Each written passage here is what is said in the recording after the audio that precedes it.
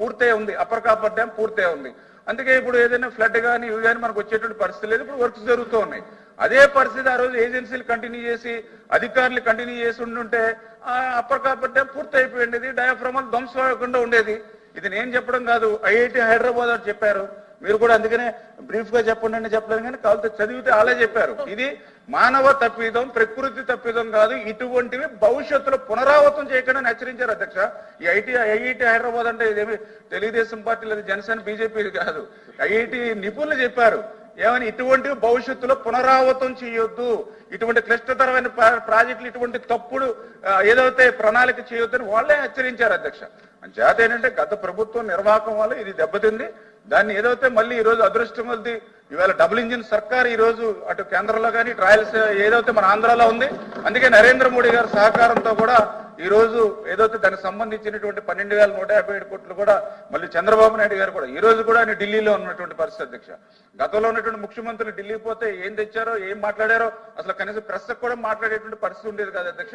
కానీ ఈ రోజు చంద్రబాబు నాయుడు గారు పోతే ఈవేళ ఒక స్టీల్ ప్లాంట్ నిధులు తెస్తా ఉన్నారు, ఒక అమరావతికి నిధులు తెస్తా ఉన్నారు, ఒక రైల్వే జోన్ తెస్తా ఉన్నారు, ఒక పోలవరం తెస్తా ఉన్నారు, ఒక పరిశ్రమలకు మొన్న నరేంద్ర మోడీ గారు వస్తే విశాఖపట్నంలో 6 లక్షల కోట్లకి పెట్టుబడులకి ఆ రోజు శ్రీకారం చుట్టినటువంటి పరిస్థితి అధ్యక్ష. అంచేత ఈ రకంగా చంద్రబాబు నాయుడు గారు చేసే ప్రతి పని కూడా ఆంధ్రప్రదేశ్ రాష్ట్రం అభివృద్ధికి కట్టుబడి ఉంటుంది. ఆ రకంగానే ఈ డయాఫ్రమ్ వాల్ కానీ లేదా ఈ పోలవరం ఏదైతే ఇప్పుడే చెప్పారు, ఈ డయాఫ్రమ్ వాల్ ని 2025 డిసెంబర్ పూర్తి చేయడంతో పాటుగా at the same time parallel గా ఏదైతే ఈసీఆర్ఎఫ్ డ్యామ్ కూడా నిర్మాణం చేస్తే టైం కలిసి వస్తుందని ప్యారలల్ గా కూడా మెయిన్ డ్యామ్ కూడా నిర్మాణం చేసేటువంటి పరిస్థితి ఉంది అధ్యక్ష. అదేవిధంగా రామారావు గారు ఇంకో చిన్నది డౌట్ ఒకటి ఆయనకు మళ్ళీ అడగడం జరిగింది. ఏదైతే ఈ యొక్క డయాఫ్రమ్ వల్ల ఎంత నష్టం జరుగుతుందంటే నేను చెప్పాను, మళ్ళీ 990 కోట్ల రూపాయలు కొత్తగా మనం పెట్టవలసి వస్తుంది, అదొకటి నష్టం జరుగుతుంది. అదేవిధంగా రివర్స్ టెండరింగ్ అని చెప్పి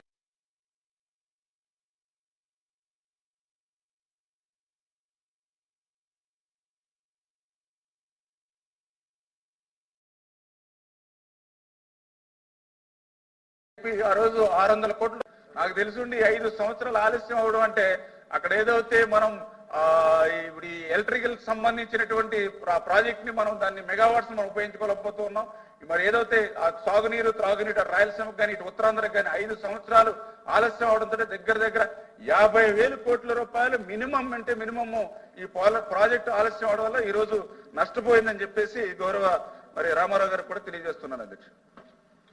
question number 13845 water resource minister గారు మీదేనండి. వాటర్ రిసోర్స్ మినిస్టర్ గారు.